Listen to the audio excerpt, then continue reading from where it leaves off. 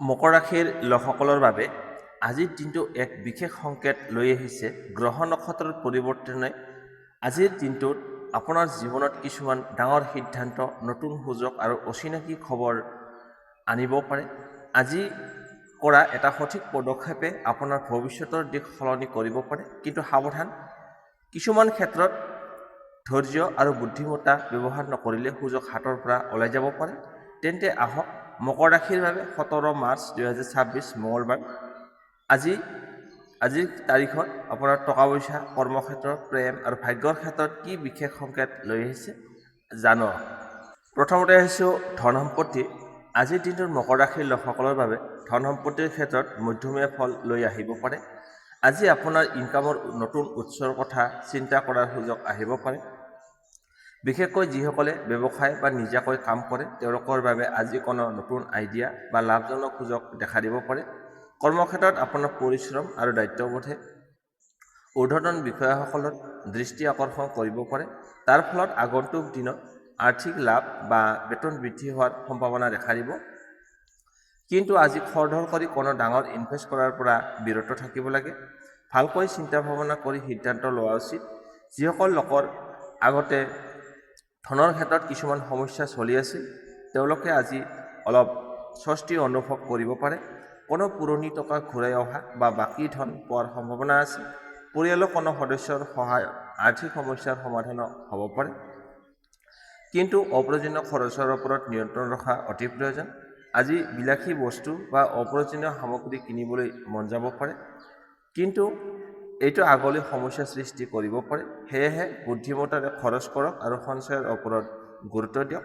মুঠতে ক'বলৈ গ'লে আজিৰ দিনটোত ধন সম্পত্তিৰ ক্ষেত্ৰত ধৈৰ্য আৰু বুদ্ধিমত্তাই আপোনাক লাভৰ পথ দেখুৱাব। এতিয়া আহিছোঁ কেৰিয়াৰ কৰ্মক্ষেত্ৰ। আজিৰ দিনটো মকৰ ৰাশিৰ লোকসকলৰ বাবে কেৰিয়াৰৰ ক্ষেত্ৰত গুৰুত্বপূৰ্ণ সংকেত লৈ আহিব পাৰে। কৰ্মক্ষেত্ৰত আপোনাৰ পৰিশ্ৰম আৰু দায়িত্ববোধে আজি বিশেষ ফল দিব পাৰে। আপুনি কৰা কাম ঊৰ্ধ্বতন বিষয়াসকলে লক্ষ্য কৰিব পাৰে, যাৰ ফলত প্ৰশংসা বা নতুন দায়িত্ব পোৱাৰ সম্ভাৱনা আছে। যিসকলে চাকৰি কৰি আছে তেওঁলোকৰ বাবে আজি কিছুমান নতুন সুযোগ বা কামৰ প্ৰস্তাৱ আহিব পাৰে। যদিও আপুনি আৰম্ভণিতে অলপমান কামৰ প্ৰেছাৰ অনুভৱ কৰিব পাৰে, কিন্তু ধৈৰ্য আৰু আত্মবিশ্বাস ৰাখিলে আপুনি সফল হ'ব পাৰিব। সহকৰ্মীৰ সৈতে মিলিজুলি কাম কৰাটো আজি অতি প্ৰয়োজন, কিয়নো টিমৱৰ্কত আপোনাৰ সফলতা বৃদ্ধি কৰিব।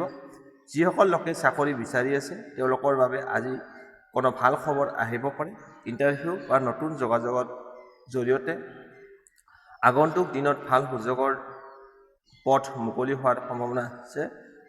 ব্যৱসায় কৰা লোকসকলৰ বাবে আজিৰ দিনটো নতুন পৰিকল্পনা আৰম্ভ কৰাৰ বাবে অনুকূল হ'ব। কোনো নতুন প্ৰজেক্ট বা অংশীদাৰিত্বৰ কথা আগবাঢ়িব পাৰে, কিন্তু সকলো সিদ্ধান্ত লোৱাৰ আগতে ভালকৈ চিন্তা কৰি আগবঢ়া উচিত। মুঠতে ক'বলৈ গ'লে আজিৰ দিনটো আপোনাৰ পৰিশ্ৰম, ধৈৰ্য আৰু সঠিক সিদ্ধান্তই কেৰিয়াৰ পথত আগবাঢ়ি যাবলৈ সহায় কৰিব। এতিয়া আহিছোঁ প্ৰেম আৰু দাম্পত্য জীৱন। 17 মাৰ্চ 2026 মঙলবাৰ আজিৰ দিনটোত আপোনাৰ প্ৰেম আৰু দাম্পত্য জীৱনত কেনেকুৱা পৰিস্থিতি থাকিব জানো আহক। প্ৰেম আৰু দাম্পত্য জীৱনৰ ক্ষেত্ৰত আজিৰ দিনটো মকৰ ৰাশিৰ লোকসকলৰ বাবে কিছু অনুভূতিপূৰ্ণ আৰু গুৰুত্বপূৰ্ণ হ'ব পাৰে। গ্ৰহ নক্ষত্ৰৰ প্ৰভাৱত আপোনাৰ মন আজি অলপ সংবেদনশীল হৈ থাকিব পাৰে। সেয়েহে প্ৰিয়জনৰ লগত কথা বতৰা পাতোতে ধৈৰ্য আৰু বুজাবুজি ৰখাটো অতি প্ৰয়োজন।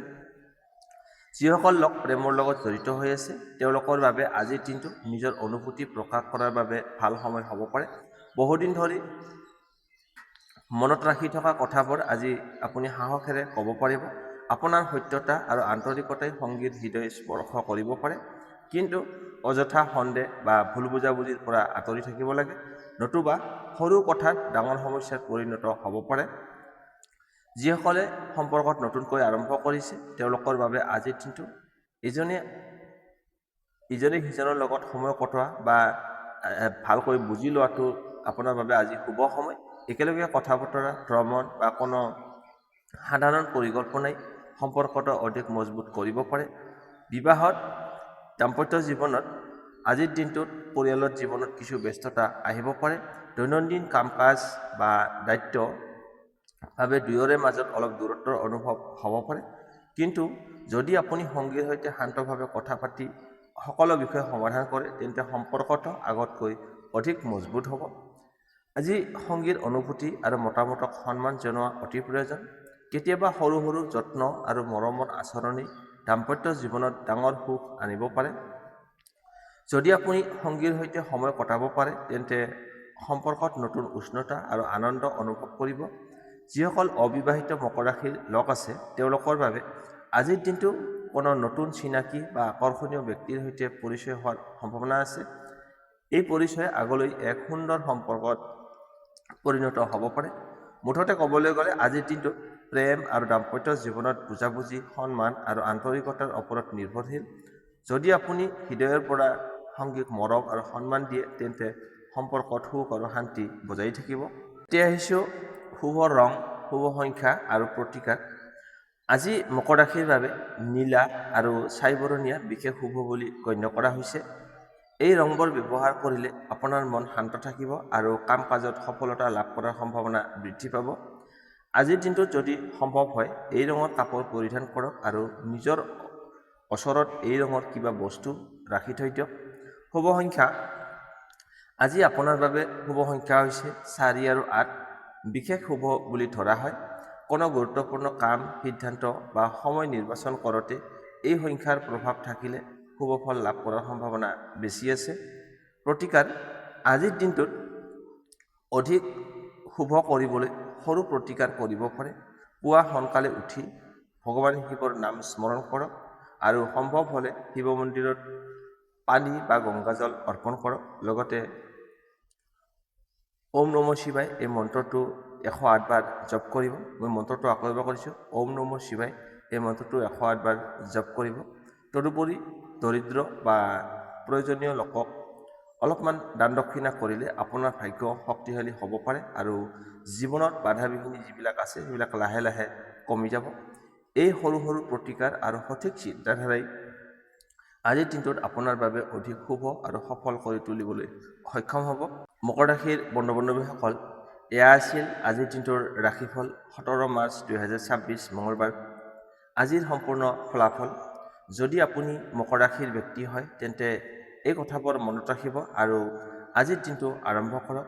সঠিক চিন্তা, ধৈৰ্য আৰু আত্মবিশ্বাসেৰে আপোনাৰ জীৱনত ভাল ফল আনিব পাৰে। ভিডিঅ'টো যদি আপুনি ভাল পাইছে তেতিয়াহ'লে লাইক কৰক, শ্বেয়াৰ কৰক আৰু এনেধৰণৰ ৰাশিফল আৰু জ্যোতিষ সম্পৰ্কীয় ভিডিঅ' সদায় পাবলৈ আমাৰ চেনেলটো ছাবস্ক্ৰাইব কৰিবলৈ নাপাহৰিব। লগতে কমেণ্টত আপোনাৰ ৰাশি লিখি জনাব, জয় মকৰ ৰাশি বুলি লিখিব। আপোনাৰ ৰাশি। আজিলৈ বিদায় লৈছোঁ। আকৌ লগ পাম অন্য এটা নতুন ভিডিঅ'ত। ধন্যবাদ।